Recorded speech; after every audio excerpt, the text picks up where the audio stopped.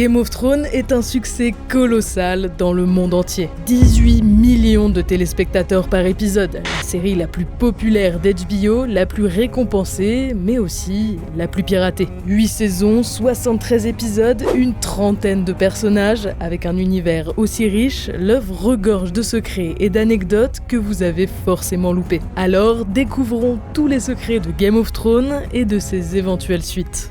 Game of Thrones a failli ne jamais exister. Oui, on était à ça de ne jamais la voir. George R.R. Martin, l'auteur des livres, a longtemps été un raté. L'un de ses rêves, c'était devenir scénariste pour le cinéma. Mais il a fallu attendre 2011, à l'âge de 63 ans, pour qu'un de ses textes adaptés à l'écran connaisse un vrai succès. Et c'était Game of Thrones. Comment a-t-on pu lui faire confiance avec un si mauvais CV ? Au début des années 2000, avec le succès du Seigneur des Anneaux, la fantasy est à la mode. On cherche à adapter tous les livres qui ont eu un peu de succès, et George lui en a eu avec quelques prix littéraires. Sauf qu'on lui propose d'en faire des films. Une saga simplement centrée sur Daenerys, il y avait aussi un autre projet avec les Stark et les Lannister, mais c'était assez vague. Évidemment, il a dit non. Son livre, c'était son bébé. Il voulait tout raconter. En plus, si le premier film ne marchait pas, la saga serait annulée et ce serait un échec total. Surtout qu'à la même époque, les adaptations ratées s'enchaînent. Tout va changer lorsque deux amis, David Benioff et D.B. Weiss, lui proposent de faire de son livre une série. George hésite. Est-ce que c'est les bons ? Vont-ils faire honneur à son roman ? Est-ce que ce sont des vrais fans ? Pour en être sûr, il leur pose la question fatidique. Selon vous, qui est la mère de Jon Snow ? Officiellement, on ne sait toujours pas ce qu'ils ont répondu, mais ça devait sûrement être la bonne réponse, Lyanna Stark. Ça suffit à George R.R. Martin, HBO rachète les droits de ses livres et la production est lancée. En 2009, un pilote est tourné, tout se passe bien, on monte l'épisode à HBO, mais là, c'est la douche froide. Il déteste. Il trouve ça si mauvais qu'il menace d'annuler la série. Heureusement, le pilote est entièrement retourné, le réalisateur est viré, et ce qui en découle, c'est l'épisode que vous connaissez tous. Ce premier pilote, on ne l'a jamais vu. C'est un mystère pour tous les fans de la série, ce serait tellement cool de le découvrir. On pensait qu'avec la sortie de la dernière saison en DVD, il serait peut-être inclus dans les bonus, mais non, rien. Tout ce qu'on a aujourd'hui, c'est son scénario. Du coup, on peut quand même l'analyser pour trouver les différences. Par exemple, au début, contrairement à la série, on voit la mort de la main du roi. De même, l'introduction des Stark est plus courte et les marcheurs blancs avaient l'air de parler. On sait aussi que George R.R. Martin devait faire une apparition en tant que marchand lors du mariage de Daenerys. Un petit caméo qu'on n'aura finalement jamais. Comme ça a pas l'air trop mal. Alors pourquoi c'était si nul ? A priori, le pilote était trop froid, on s'attachait pas assez au personnage, pire encore, on ne comprenait pas l'histoire. La plupart des gens qui l'ont regardé à l'époque n'ont par exemple pas compris que Jaime et Cersei étaient frères et sœurs. La raison étant qu'on s'attardait plus sur les Stark que sur les Lannister. Du coup, sans ça, comprendre l'intrigue, c'est compliqué. S'il y a du bon à tirer du premier pilote, c'est qu'il a découragé plusieurs acteurs du cast original. Sans ça, on n'aurait jamais pu voir Emilia Clarke en Daenerys, qui devait au départ être interprétée par Tandy Merchant, connue notamment pour avoir joué dans Les Tudors. Ces indices sur la fin de la série que vous avez loupés. Pendant des années, les fans ont inspecté au peigne fin chaque plan de la série. Il y avait carrément des chaînes YouTube entièrement dédiées à ça. Tout ça pour chercher des foreshadowing. C'est quand l'auteur cache discrètement des indices sur des événements qui se passeront bien plus tard dans le récit. Et justement, dans Game of Thrones, il y en a des centaines. Ça commence dès le premier épisode, lorsque les Stark trouvent un loup et un cerf qui se sont entretués. L'emblème des Stark et des Baratheons annonçant la guerre à venir. Même idée lors de la première apparition du chef des Lannister, qui était peu sincère tout en parlant à son fils. Ça, juste avant que les Lannister ne tuent le roi Baratheon et qu'ils ne prennent le pouvoir. Autre exemple, dans la saison 3, Mélisandre dit à Arya qu'elle tuera 3 personnes. Une aux yeux marrons, l'autre aux yeux verts et la dernière aux yeux bleus. Le premier, c'est le père des Frey, le deuxième, c'est Baelish et le dernier, c'est le roi de la nuit. On aurait pu le savoir 5 saisons plus tôt. Baelish d'ailleurs qui dira dans la saison 4 « Les hommes meurent à table lors d'un banquet, ils meurent dans leur lit, ils meurent alors qu'ils s'accroupissent sur leur pot de chambre. Soit un spoil des 2 morts de fin de saison. Il y a aussi cette photo postée par l'actrice de Cersei avant la diffusion de l'épisode où Oberyn meurt, les yeux explosés. Bon, ça, c'est un peu morbide par contre. Pour rester chez les Lannister, rappelez-vous de la confrontation entre Cersei et le Grand Moineau, une sorte de religieux extrême. Ça dure 2 saisons et se finit sur l'explosion du septuaire ainsi que le suicide du roi qui se jette par la fenêtre. Ça, on aurait pu le savoir une saison plus tôt, lorsque Cersei affirme que la foi et la couronne sont indissociables. Si l'un tombe, l'autre tombera aussi. C'est exactement ce qui se passe. Ironiquement, on peut même s'arrêter sur le nom de la capitale de Westeros, qui se nomme en anglais King's Landing, qu'on peut traduire par l'atterrissage du roi. Plus évident, dans la saison 2, on a cette vision de Daenerys qui fait face au trône de fer, préfigurant en réalité le grand incendie de la capitale dans la saison 8. C'était pas de la neige, comme on le pensait tous, mais bien des cendres. Le plus impressionnant, ça reste ce moment à l'épisode 4 de la saison 1. Derrière Jon Snow, on voit écrit R+L. C'est pas une coïncidence, les parents de Jon Snow, c'était Rhaegar et Lyanna. C'est la théorie la plus connue de la série. Et pourtant, peu avaient remarqué ça. Tout était sous nos yeux depuis le début. Game of Thrones a plagié l'histoire. Est-ce que vous saviez que Game of Thrones était enseigné à l'université? Et pas n'importe laquelle, on parle d'Harvard. Alors, ce n'est pas des cours sur la série, sur pourquoi la fin est aussi ratée, mais plus une manière ludique d'enseigner l'histoire. Et elle s'en inspire beaucoup. Déjà, la guerre des 2 roses. Quand pendant 30 ans, 2 familles richissimes, les Lancaster et les York, vont s'affronter pour le trône d'Angleterre à la mort du roi. Ça devrait vous rappeler les Lannister et les Stark, et c'est complètement assumé. La différence, c'est que les 2 familles ont fini par s'unir par un mariage, ce qui a donné lieu au règne des Tudors. Le mariage entre les Stark et les Lannister, on l'attend encore. Il y a aussi le dîner noir. Lorsqu'en 1440, le roi d'Écosse entre en conflit contre le clan Douglas. Il leur propose de se réconcilier autour d'un grand festin. Les frères Douglas acceptent, y vont, insouciants. Arrivés à table, on leur apporte le plat. Une tête de taureau noir est posée devant l'aîné. Il sait immédiatement ce que ça veut dire. Tout n'est qu'un piège.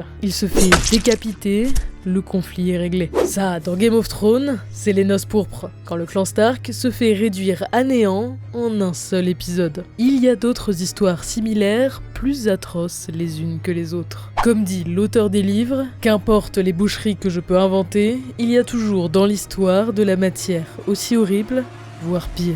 Bon, vous inquiétez pas, il y a aussi des références un peu plus sympas, comme le mur gigantesque érigé au nord de Westeros, qui empêche l'invasion des marcheurs blancs. Il est protégé par la garde de nuit et fait référence au mur d'Adrien, un grand mur de pierre au nord de l'Angleterre, censé arrêter les tribus venant d'Écosse. Bon, ça reste de la pierre, il ne mesure que 4,50 m de haut, c'est moins imposant que les 200 mètres de la série. George R. R. Martin raconte qu'il a eu cette idée lorsqu'il a visité le mur d'Adrien. Il a imaginé ce que pouvaient ressentir les soldats postés là, regardant avec crainte l'inconnu se dressant devant eux. Dans un autre registre, à la fin de la saison 2, la capitale se fait attaquer, c'est la panique. Tyrion trouve une solution, fabriquer du feu grégeois pour faire couler la flotte ennemie. Un feu si puissant qu'il continue de brûler, même si on l'asperge d'eau. C'est à peu près ce qui est arrivé lors du siège de Constantinople en 718. La ville était assiégée par plus de 1800 bateaux. Pour se défendre, les Romains ont utilisé ce feu,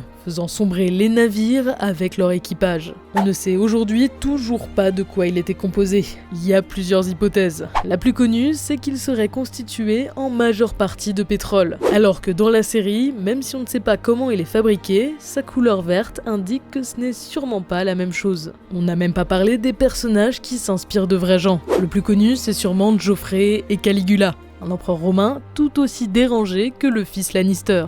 Même physiquement, il y a un truc. Cersei, elle, c'est Isabelle de France. Aussi belle que manipulatrice, elle a fini reine d'Angleterre. De leur côté, Khal Drogo et les Dothraki, c'est une référence évidente à Gengis Khan, un guerrier très réputé à la tête de plusieurs tribus nomades, qui est devenu l'empereur des Mongols. Si Drogo vous verse de l'or fondu sur la tête en guise de châtiment, Gengis Khan, lui, préfère utiliser de l'argent pour le faire couler dans vos yeux et vos oreilles.